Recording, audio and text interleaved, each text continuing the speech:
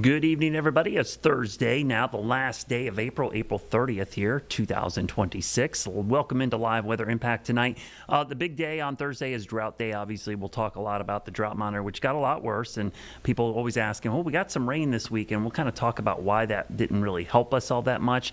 And it really starts with some of the rain totals we had this morning. We had some light rain move across the area early this morning into the morning commute hours, but mainly just south. It really wasn't widespread at all. And even where it did rain, it did amount to a whole lot. In fact, this is going to continue our trend of below average rainfall.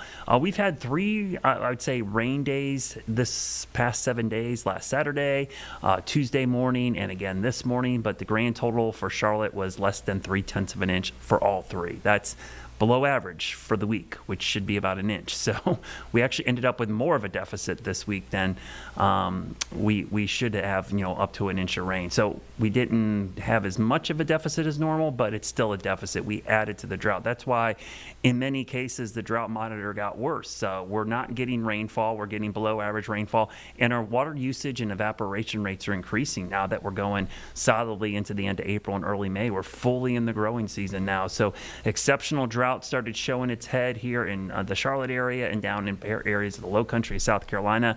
I mean, the stunning thing here is 79% of South Carolina is in extreme drought, 55% of North Carolina. That is a huge chunk of both states. So that was a huge expansion. And just so you know, the drought is not going to end in the next couple of months. It could improve. And what I mean by that is we go from D4, which is the highest level of drought, to D3 or 2, which will still be in drought, just not as bad a drought. That's possible, but going away completely, that's virtually slim and none. You're talking less than a 2% chance of that happening in the next couple of months.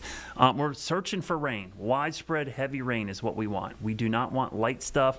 Drizzle, mist, half an inch would be great. We haven't even got 1/10 of an inch in some of these days, but it is going to get cooler, and that does help, to be honest with you. Cooler temperatures will actually reduce the evaporation rate and put less stress on the crops. So at least that's a step in the right direction. The perfect setup would be cool and wet. That would definitely help your lawns and gardens because that would definitely allow them to get green up pretty quickly. So tonight, cooling down into the upper 50s, certainly a chilly night tonight. Tomorrow, we'll start the day around 49 to 50 degrees, and by the afternoon, probably a mix of sun and clouds. Highs struggling to get back to 70, which will be below average. Our average high is 77 this time of year. Futurecast trying to show a few clouds moving in tomorrow, so maybe a cloudy day at times. It's still some sunshine. The rain chances for the weekend, I'm not super stoked about these because they look so isolated, so scattered. When you look at these rain chances, they're primarily off to the south and east. Do I think there'll be rain around Saturday? Certainly. Is it going to be a whole bunch? No, it will not. It will not amount to all that much.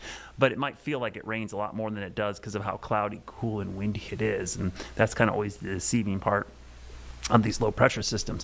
Feels like we're tracking a winter storm. This is what we call suppressed storm track, really far to the south. That keeps the rain chances pretty far from us and along the coast. Good news for folks of low country South Carolina, eastern North Carolina. Good rain chances with this system as the heavy rain will be hugging the coast. Inland areas, not as much rain. So overall, this is looking like a minimal rain event, though it will be pretty chilly on Saturday. Looking at our futurecast rainfall totals, and again, these are subject to change. A shift east and west could change these, but you could see there's just not a lot to write home here. I mean, when the highest total is like a 1/4 inch, it's pretty bad. So 40% is all I'm going to go for on Saturday.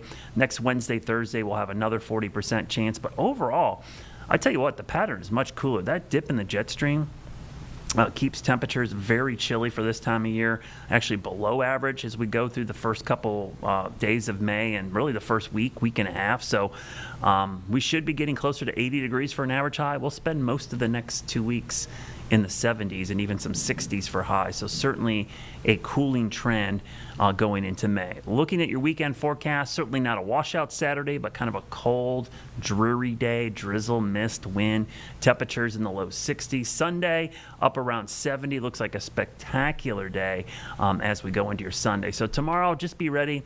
Kind of a cloudy day at times. Temperatures definitely noticeably cooler. Air conditioning will get a little bit of a break, so certainly won't be using it quite as much as we have for the first 2 months of spring. Now we're heading into our first third month of the spring season. Your Jerry Hunt Supercenter 7-day forecast shows those cooler than average temperatures for the weekend. Early next week, we'll try to warm up a little bit, maybe back into the upper 70s on Monday.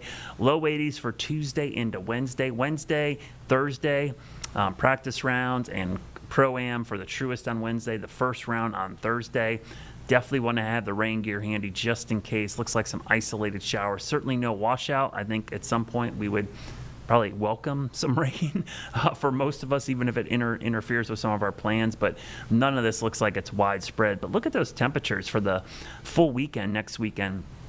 Only in the low to mid 70s for Thursday, Friday, Saturday, Sunday, all 4 rounds of the Truist Championship out at Quail Hollow. Charlotte FC back home on Saturday. Looks like a nice match there. Should be cool and comfortable. Sunday, that's the highest rain chance now, 60%. But I'll be honest with you, that's 10 days out.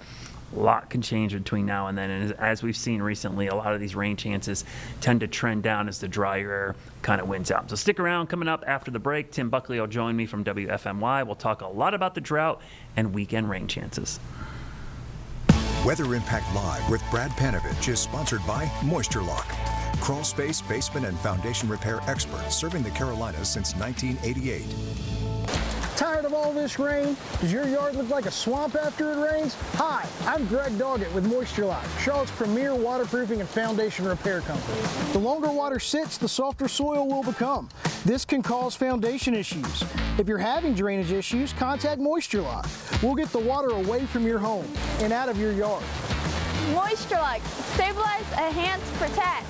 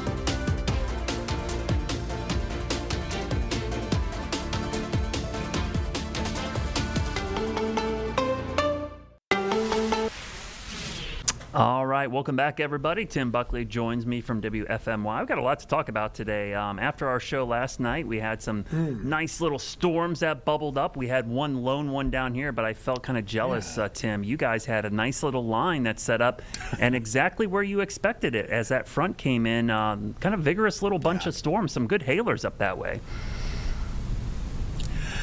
We did. It was, we kind of were previewing that a little bit, Brad, on the show last night. We were looking up into Virginia and seeing kind of where those storms were.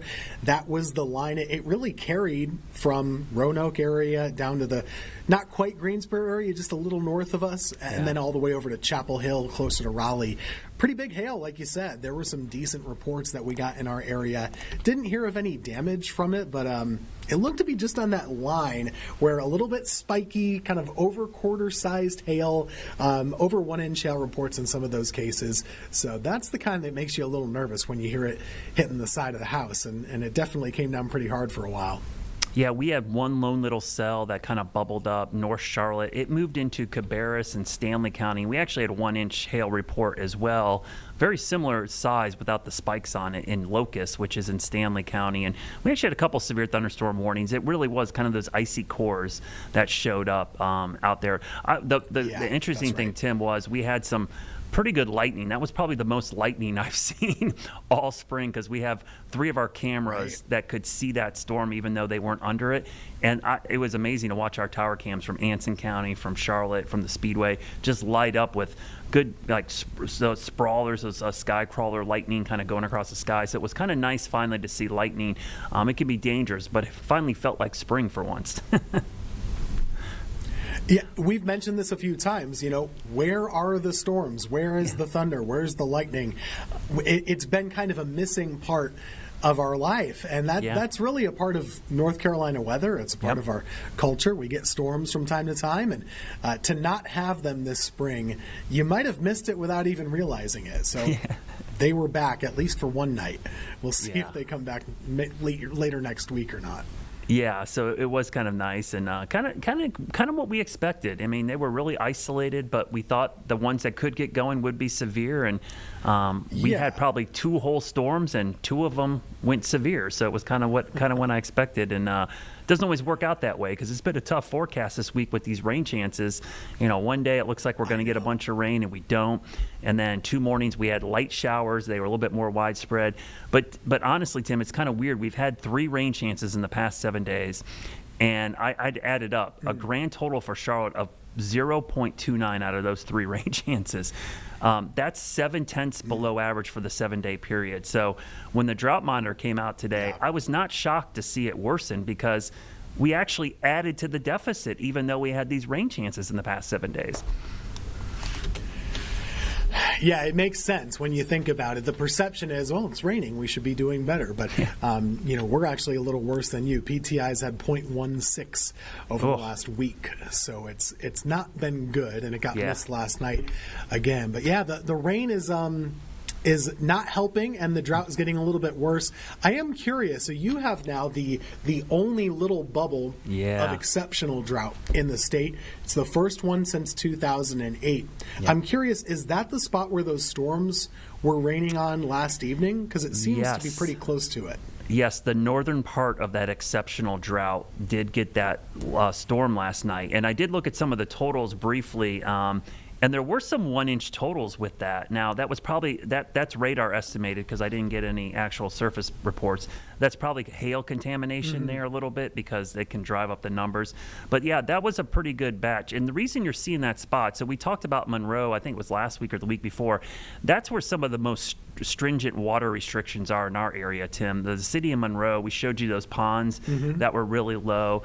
They're actually looking for that quarry, that backup source of water. So that area, there's not the Catawba River chain over there, right? They're really relying on rain or surface water. They don't have a creek or stream that feeds those reservoirs. So they're really hurting. They need rainfall, and they're having one of the driest periods all time in that area. So that's why I think and that's also if you know that area is really, it's kind of beautiful country out there. A lot of pastures, a lot of farms, and it's really dry. So that's an impact-driven thing out there. The water restrictions and the farmers are being impacted. So that's why you're seeing the extreme. I know that got all the hubbub, the exceptional drought, but let's be honest, this severe or extreme drought, the red area, expanded quite a bit as well. Yeah, it really did. We're up to 55% of the state right now for North Carolina. I know you have the numbers for South Carolina. I don't track those quite as closely, but basically we connected the two red areas that were already there. So now it encompasses pretty much the whole Triad area, all of the Charlotte area, and all the way back toward Murphy in the mountains too. So this is everybody, and it's a widespread drought, and I know South Carolina is feeling it too. Yeah, so the South Carolina numbers, just real quickly for our viewers there, this is the crazy number. 79% of South Carolina is in extreme drought, and 100% is in severe drought.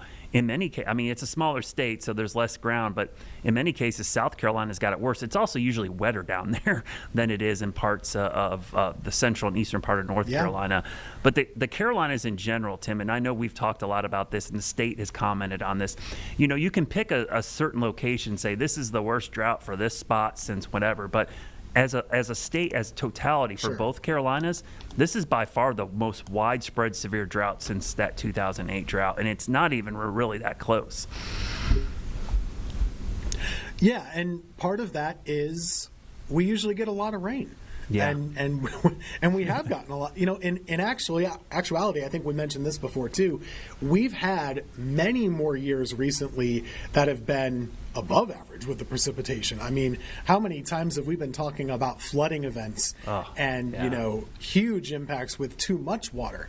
That's been much more common in memory than not having enough. And so droughts do happen, floods do happen, but we've certainly had a lot more floods than droughts in recent memory. And so it's been a long time, almost 20 years since we've had one this bad for so many people. And probably we don't even really know how to act or how to appropriately treat a drought around here for that reason. It's just been that long. Yeah, the thing that sticks with me, it has been 20 years really since that drought. And also, that was a pretty long drought. That started in 2007 and went all the way. It really didn't end until early 2009. So, I mean, roughly 2 years. And the thing that has me concerned, Tim, and we've talked about this, and I think you've done a great job posting about this. We needed the drought monitor saying this is going to take months to go away. I always like showing the 12-month rainfall departure. Now, it's not a one-to-one thing. Like, we don't need to make up all of this deficit, but you look at when the drought started. I went back and looked. Our first D1 designation for our area started in early October last year. So that's 7 months ago.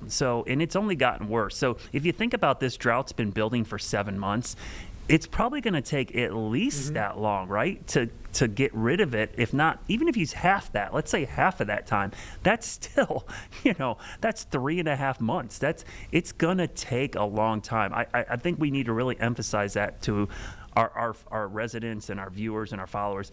There's no short-term fix coming. This is going to be a long haul, and that's why when these water restrictions, the burn bans, I know they're a nuisance, they can be a pain, but the reason we're doing those and they're being enacted, Tim, is because we don't expect this to go away in a short term. We got to kind of plan for this to be around for a while. Yeah, it might sound dramatic or hyperbole to say this drought could last for a year more than what it's already done. That might sound dramatic, but it's really very much within the realm of possibility. We're counting on at some point the switch flipping and getting back into regular rainfall or above average rainfall. That's not a guarantee. You've seen all the headlines about El Nino this, El Nino that, most of them pretty low quality information posts or not local posts necessarily. What do you mean, Tim? El Nino doesn't guarantee we're well, on the internet. El Nino doesn't mean we're guaranteed a ton of rain. And if so, it's probably not until the winter time. Yeah. And the winter time is pretty far way away. So I don't know, man. That's not something to hang your hat on, I don't think. Yeah, I think especially going this time of year too. Now that we're in May, and cue the Justin Timberlake memes. But we're going to probably not have much rain in May, and even if we had a bunch in May, it wouldn't end the drought. And we're going into summer, and summer's notorious for the pop-up afternoon storms, which are great. Don't get me wrong, but that's what I like to call it bubble season. It's when we get all the comments and emails about I live in a bubble because the storms go around me. That's pretty much every location. When it goes around, it doesn't come around your house, Tim. It's usually a lot of people's houses it misses, but you just think about your house because that's where you live. It's just human nature. But that's like the bubble season where not everybody gets rain every day, and if you do, you might get a downpour, but a lot of folks will get nothing. So it probably is going to be at the earliest fall or early winter before we make huge inroads into this. Yeah, and at the end of the day, we just don't know. And so if you're spooked about this, you have some anxiety about this, it's not going to make you feel comforted to hear us say we don't know when it's going to end. But that's the truth. We really just don't know the end of when this drought will be. So we can only take it day by day and, obey the burn ban, obey the water restrictions, all those things, and we'll see what comes next. Yeah, and speaking of next, we got to talk about the weekend.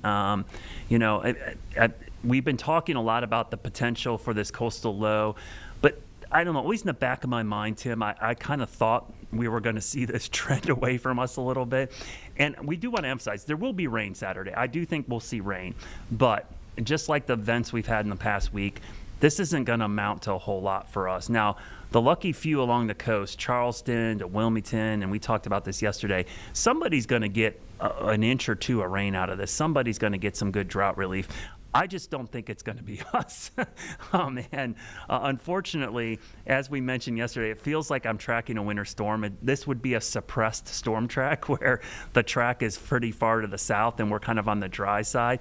Now, there's always a chance this could swing back inland or shift back to the west, but it really does look like this is going to be kind of a total miss for significant rainfall and maybe just enough to give us some wet, dreary weather on Saturday.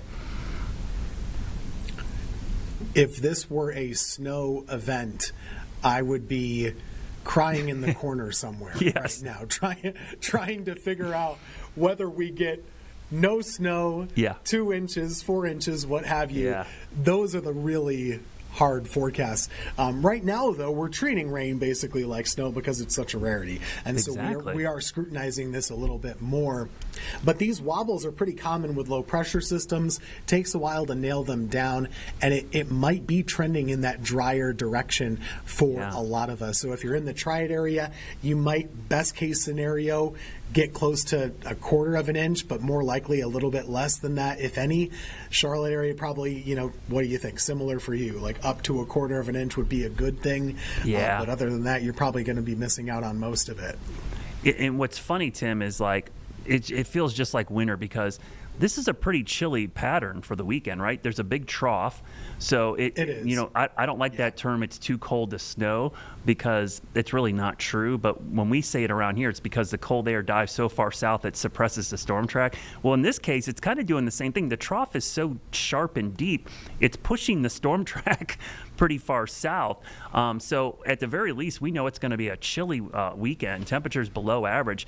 I don't know about you, but there's a hint of maybe some frost or freeze potential for the northwest Piedmont, the foothills and the mountains a couple times this weekend, because this is a pretty cold air mass coming down with this. And so when we get this rain, not only does it feel weird that we're not going to see a bunch of it, it's also going to feel kind of like an early spring or fall or winter setup from a rainfall standpoint, because it is going to be so chilly around here. Yeah, our dew points right now have fallen into the 30s locally, and they should still be in the 40s by the weekend. So that kind of gives you are fighting a little bit of dry air, actually. Yesterday we talked about how we think we might have seen a good amount of drizzle or some mist. I still think that's possible, but honestly, if the air is that dry, there is a chance we don't even really get much of that. So dry air is a factor on the north side. The chill is there for sure. And like you said, Sunday morning, 39, 40, 41 degrees, into Monday morning as well. That's a possibility. So there's some cool air at play. Yeah, and take this for what it's worth. This is our in-house model. And I don't believe any of the guidance in particular. That's why I showed the model blend this morning on my Facebook page, and it had a pretty high number, but I was really kind of illustrating the gradient. Like there's a pretty tight gradient from where there's a bunch of rain to where there's no rain. And I think when you're on a gradient like that, especially across populated areas like the Triad down to Charlotte, it's always tough because it's like if that storm shifts just 50 miles one way or the other, you do get nothing or you get something. And it seems like a cop-out, but it really isn't. That's what we're kind of on that fine line. And so this is a situation where it could trend to almost nothing, or if we get lucky and it trends a little further west, it might end up being more substantial. So if you have outdoor plans on Saturday, what are we doing right now? What are you thinking? Oof. I think what we can guarantee, you have to plan to bundle because it's going to be cloudy and cool. That's number one. Yep. And if it's a morning event or a midday event, you got to have at least a plan B for in case it's raining at a good amount. Yep. And if it doesn't, then you can go ahead. I mean, that's kind of the way you're approaching it right now. I think the afternoon has a very good chance to be pretty dry. But the morning and the midday would be where you want to have a plan B in case that rain is kind of soaking you a little bit. Yeah, absolutely. And it's going to be very location dependent. The further west you are, I would be more confident. The further east, I would definitely be planning for rain. And the good news is, Tim, I don't really see a washout or like a deluge from anything that even a worst case scenario, it doesn't look like it's going to be like that. But I think the sheltering thing, if you have outdoor plans, you mentioned the jacket, but man, if it's raining and cold, that's even more reason to have protection or have some kind of cover because you're not going to want to be standing in a cold rain like that. For sure. And I don't know about you, everybody's different. We are in the point of the year where 50s are kind of cold. So just kind of know your 100%. body, know yourself. It's not February anymore. No. We're not feeling the 50s as a warm day. It's going to feel quite chilly. And there's something about rain in 50s. It feels so much colder.